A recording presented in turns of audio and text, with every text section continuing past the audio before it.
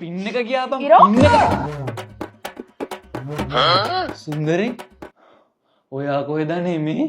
මේ අපේ ගෙදරනේ. තමුසේ මගේ කෝල් වලට රිප්ලයි එකක් නැති නිසා හොයාගෙන ගෙදර ආවා. තමුසේ මොකද ඔය කරන්නේ? මම මේ ගේම් එකක් ගගා හිටියේ. එතකොට මනුස්සෝ තමුසේ ෆෝන් එක අතේ තියාගෙන මගේ කෝල් මැසේජ් දැක්කේ නැහැ වගේ හිටියේ. ගේම් එකක් ගහනවා කියන්නේ එසේ මෙසේ වැඩක් නෙමෙයි. විශාල වැඩක්.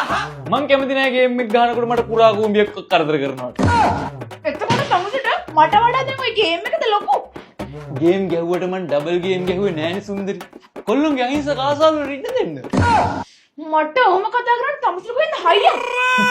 පොඩි කාලේ ෆෝන් එකක් නැතුව අම්මගේ ෆෝන් එක හොරෙන් අරගෙන ඩේටා නැතුව සල්ලි එකතු කරලා ඩේටා දාගෙන ටෙම්පල් රන් අමාරුවෙන් ඩවුන්ලෝඩ් කරගෙන පටන් අරගෙන Angry Bird Shadow Fight යනකම් ගාලා COC වල අවුරුදු ගාණක් කට්ට කාලා මිලිමිලිටියා වලට පැනලා PUBG Free Fire යනකම් සේරම ගේම් පරතරට යනකම් රෑනිදි මරාගෙන මදුරුව කාගෙන කට්ට කාගෙන ගහ මට මේව කතා කරන්න සෑහෙන අයියක් තියෙනවා. තමුසේට තේරෙන්නේ නැද්ද ඔය මට තරහකින් ඉන්නේ කියලා?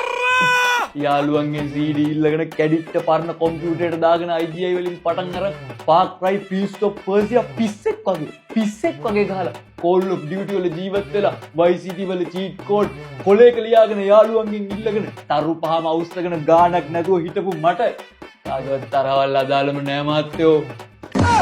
තමුසේ නව ගේම් එක ගහමින් ඉන්නවා. මම යනවා යන්න.